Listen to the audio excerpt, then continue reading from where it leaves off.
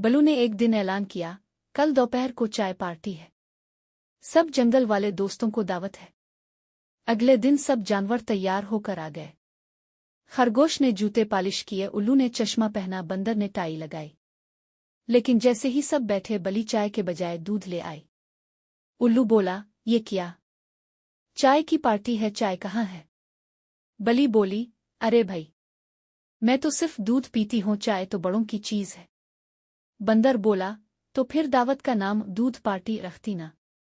सब जानवर हंसने लगे।